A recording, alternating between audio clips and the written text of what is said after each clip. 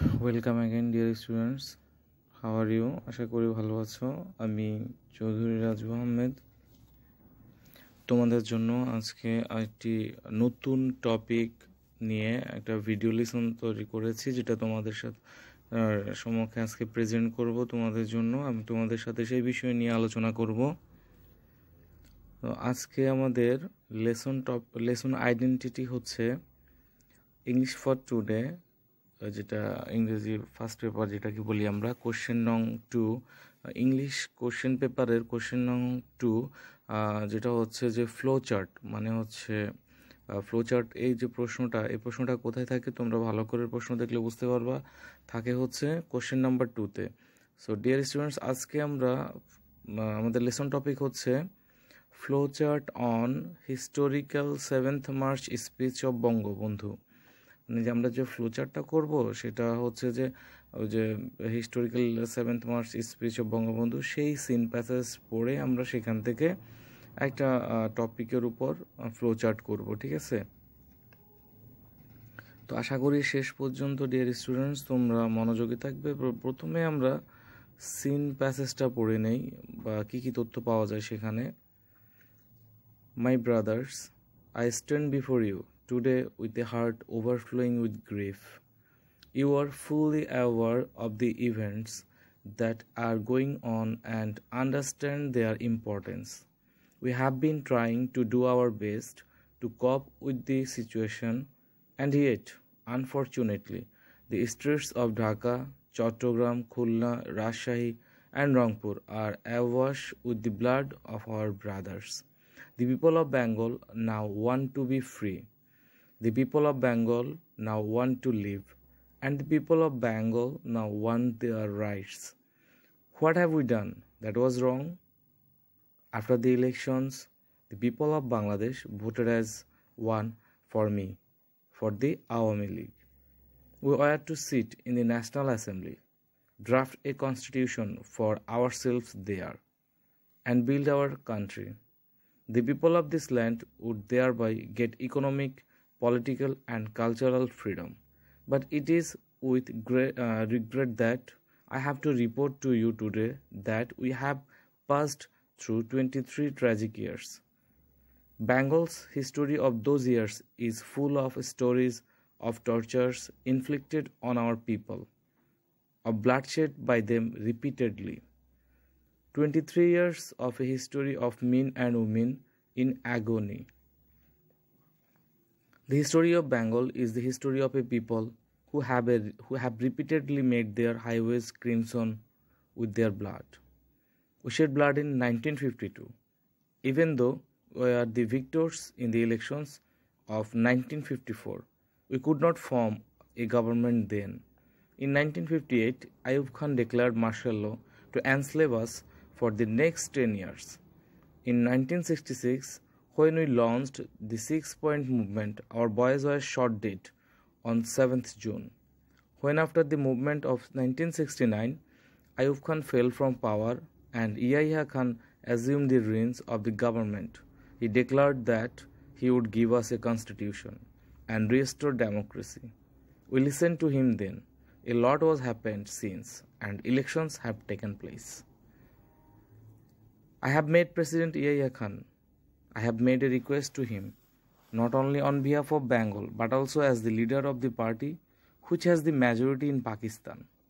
I said to him, you must hold the session of the National Assembly on 15th January. But he did not listen to me. He listened to Mr. Bhutto instead. At first, he said that the meeting would take place in the first week of March. We said, fine, we will be taking our sides in assembly then. I said, we will carry out our discussion in the assembly. I went so far as to say that if anyone came with an offer that was just, even though we are in the majority, we would agree to that offer. তো dear students, আমরা এই প্যাসেজটা পড়লাম। তোমাকে কিন্তু এই প্যাসেজটা থেকে একটা flow chart তৈরি করতে হবে। তো ফ্লো চার্টের যে টপিকটা তোমাকে দিবে প্রশ্নে, সেটা তোমার ভালো করে পড়তে হবে। ভালো করে পড়ার পরেই কেবল তুমি কি করতে পারবে, ওই ফ্লোচার্টটা অ্যান্সার করতে পারবে। এখানে এই প্যাসেজে অনেকগুলো তথ্য আছে যেগুলো থেকেই তোমাকে কি করতে হবে, ফ্লোচার্টটা তৈরি করতে হবে। ফ্লোচার্ট মানে ডিয়ার স্টুডেন্টস হচ্ছে তালিকা প্রবাহ। ফ্লো মানে প্রবাহ, চার্ট মানে তালিকা। তো ডিয়ার স্টুডেন্টস, তোমরা বাসায় এই যে আমি এখন সিন প্যাসেজটা পড়লাম, এটা কিন্তু এখানে বঙ্গানুবাদ বা বাংলা অর্থ দেয়া আছে। তোমরা এখানে স্ক্রিনশট দিয়ে নিয়ে রাখতে পারো অথবা নিজেরা ভালো করে একবার পড়ে নিতে পারো, যাতে করে কি হয় তোমরা হচ্ছে যে একটু বুঝে শুনে অ্যান্সারটা দিতে পারো। কারণ আমরা তো আসলে বাংলা মিডিয়ামে পড়ি, তো সেক্ষেত্রে আমাদের ইংরেজিটার সাথে যদি বাংলাটা একটু হয় তাহলে আমাদের বুঝতে একটু সুবিধা হয়। আর এই বাংলাটা বোঝার ক্ষেত্রে আমাদেরকে যেটা বেশি হেল্প করবে সেটা হচ্ছে যে শব্দার্থ। হ্যাঁ, তো তোমাদের সেই সুবিধার জন্য শব্দার্থগুলো ইনক্লুড করা হয়েছে, এখানে ইনক্লুড করছি। তো বাংলা অর্থ ভালো করে বোঝার আগে বা সিন প্যাসেজটা ভালো করে বোঝার আগে হচ্ছে যে আগে ওয়ার্ড মিনিং উইথ প্রোনাউন্সিয়েশন সেটা ভালো করে পড়ে নিবে, মানে খুব মনোযোগ দিয়ে, যাতে করে ইংরেজিটা পড়ার সাথে সাথে তুমি বাংলা মিনিংটা করতে পারো এবং বুঝতে পারো, এবং সেখান থেকে ফ্লোচার্টটা অ্যান্সারটাও দিতে পারো। তো ডিয়ার স্টুডেন্টস, আমরা এখন ফ্লোচার্টে যাই। Let's start. Flowchart as I say অর্থ হচ্ছে তালিকা প্রবাহ, মানে একটা তালিকা থাকবে, সেটার প্রবাহ হবে, তালিকাটা প্রবাহ আকারে বইতে থাকবে বা অনেকগুলা তালিকা আসতে থাকবে, অনেকগুলা তথ্য আসতে থাকবে তালিকার মধ্যে। দেখে নিই আমরা ফ্লোচার্টের প্রশ্ন কেমন হয়। Read the above text. Above text মানে তোমাকে বলছে যে উপরের টেক্সটটা, যে প্যাসেজটা একটা থাকবে সেটা তোমাকে পড়তে হবে, পড়তে বলতেছে। অ্যান্ড মেক এ ফ্লোচার্ট, এবং একটা তালিকা প্রবাহ তৈরি করতে বলতেছে। শোয়িং, দেখিয়ে, দেখাতে। এই যে এখানে হচ্ছে মেন টপিকটা শোয়িং, কি দেখাতে, দি রেফারেন্স অফ সাম ইনসিডেন্টস, কিছু মানে ঘটনাবলীর উল্লেখ করতে বলতেছে। উইথ ইয়ার্স অ্যান্ড ডেটস, বছর এবং সময়, বছর এবং তারিখ সহ। In our history ending with 26 March 1971, 1971 সালের যে 26শে মার্চ এই পর্যন্ত এসে কিন্তু শেষ হবে, এর পরে যাবে না, 26শে মার্চের পরে যাবে না, 26শে মার্চ পর্যন্তই। 1971 একদম প্রথম থেকে 1971 সালে 26শে মার্চ পর্যন্ত এই বছর এবং তারিখ সহ তোমাকে দিতে হবে। সো ডিয়ার স্টুডেন্টস, আমরা শুরু করি। ফ্লোচার্টটা কী হবে, কীভাবে প্রথম শুরুতে আমরা লিখবো, অ্যান্সারের শুরুতে আমরা লিখবো a flowchart showing the reference of some years and dates in our history ending with March 26, 1971, ranked মানে উল্লেখিত, তালিকা প্রবাহ তালিকা আকারে দেয়া, ইজ গিভেন বিলো নিচে দেওয়া হলো। তো আমরা কি তথ্য খুঁজে পেলাম, আমরা তথ্য খুঁজে পেলাম এক, প্রথমে আমরা তোমরা মনে করতে পারো যে আমরা পেয়েছি প্রথমে কি 1952 ল্যাঙ্গুয়েজ মুভমেন্ট। 1952 মানে কি, ভাষা আন্দোলন, 1952 সাল ভাষা আন্দোলন। ওই যে আমরা সিনটা পড়লাম না, সেখান থেকে একদম 1971 সালে 26শে মার্চ পর্যন্ত যে ইনসিডেন্টগুলো হয়েছে সেগুলোকে তালিকা প্রকারে দেওয়া। তারপর 2 হচ্ছে 1954 ডিনায়াল টু ফর্ম গভর্নমেন্ট, মানে সরকার গঠনে অস্বীকৃতি প্রদান বা সরকার গঠন করতে সাহায্য না করা। এটা ঘটেছে কখন, 1954 সালে 1954। এটা অবশ্যই আমরা পড়েছি সিন প্যাসেজে, তোমরা খেয়াল করে থাকবে। এটা হচ্ছে 2 নম্বর তালিকা, যেখানে 2 নম্বর তালিকায় তথ্য দেওয়া আছে 1954 ডিনায়াল টু ফর্ম গভর্নমেন্ট। এরপর 3 নম্বর 1958 ডিক্লারেশন অফ মার্শাল ল। এটাও তো আমরা পড়েছি 1958 সাল, যেখানে কি করা হয়েছে, মার্শাল ল ঘোষণা করা হয়েছে। সামরিক শাসন, মার্শাল ল বলতে কি বোঝায়, সামরিক শাসন। এটা হচ্ছে আমাদের 3 নম্বর তালিকা প্রবাহের তথ্য।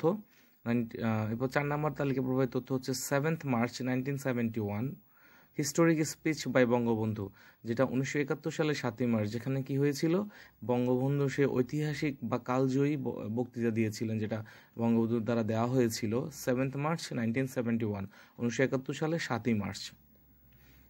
তারপর আসছে আমাদের 5 নম্বর তালিকা প্রবাহ, যেখানে তথ্য দেওয়া আছে 26 মার্চ 1971, 1971 সালে 26শে মার্চ। তখন কি হয়েছিল, ডিক্লারেশন অফ ইন্ডিপেন্ডেন্স, স্বাধীনতার ঘোষণা দেওয়া হয়েছিল। হ্যাঁ, তারপরে 6 নাম্বার হচ্ছে কি, এটা একটু পরে দেওয়া হয়েছে, এটা আগে দেওয়া দরকার ছিল, সরি ডিয়ার স্টুডেন্টস।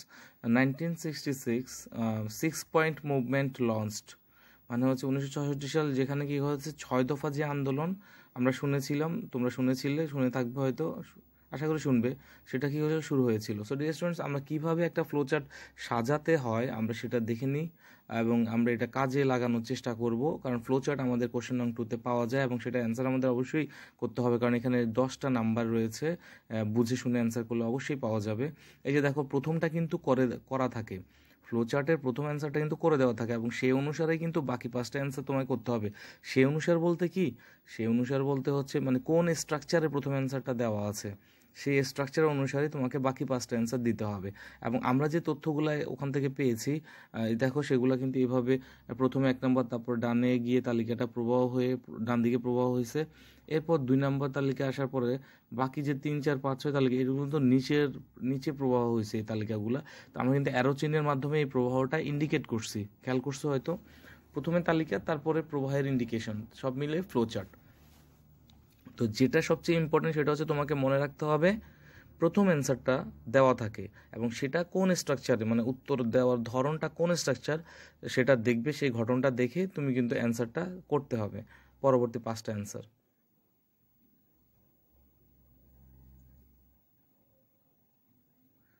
আরেকটা গঠন আমরা দেখতে পারি, ইচ্ছে করলে তুমি এখন দেখবে একটা গঠন, সেভাবে তুমি ফ্লোচার্টটা অ্যান্সার করতে পারো।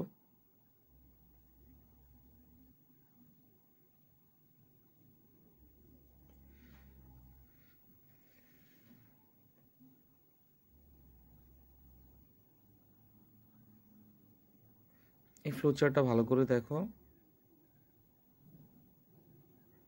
এই নিয়মটা আর কি, এই স্ট্রাকচার, এই গঠন, এইভাবে আমরা যে করছি এটা এভাবেও তুমি অ্যান্সার করতে পারো।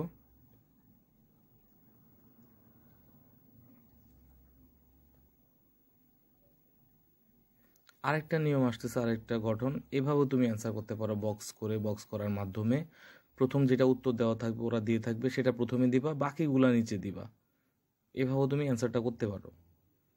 তো যেটা তোমার কাছে প্রেফারেবল বা পছন্দনীয়, অধিকতর পছন্দনীয় মনে হবে সেভাবেই তুমি গঠনটা, মানে এই যে ফ্লোচার্টের অ্যান্সারটা দিতে পারবে। আশা করি ডিয়ার স্টুডেন্টস, তোমরা এই যে আমাদের যে আলোচনা বা এতক্ষণ ধরে করলাম সেটা আশা করি বুঝতে পারছো বা ফ্লোচার্টটা কি জানতে পারছো।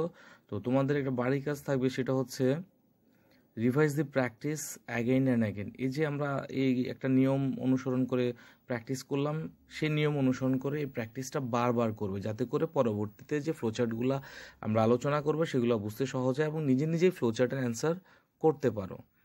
সো ডিয়ার স্টুডেন্টস, আজ এই পর্যন্তই। পরবর্তী ভিডিও লেসন দেখার বা অনলাইন ক্লাস দেখার আমন্ত্রণ জানিয়ে তোমাদের থেকে বিদায় নিচ্ছি। আশা করি সবাই ভালো থাকবে, আল্লাহর রহমতে সুস্থ থাকবে, শারীরিক দূরত্ব বজায় রাখবে, স্বাস্থ্যবিধি মেনে চলবে, মাস্ক পরিধান করবে যখনই বের হবে, হাত ভালো করে পরিষ্কার পরিচ্ছন্ন রাখবে। আর হচ্ছে যে করোনাকালীন সময় তো বাসায় থাকছো, তো সেই সময়টা খুব ভালোভাবে কাজে লাগাও এবং ভালোভাবে পড়াশোনা করো, যেটা তোমার ফিউচারে খুব কাজে আসবে। তো এই বলে আজকে তোমাদের থেকে বিদায় নিচ্ছি, সবাই ভালো থাকবে, আল্লাহ হাফেজ।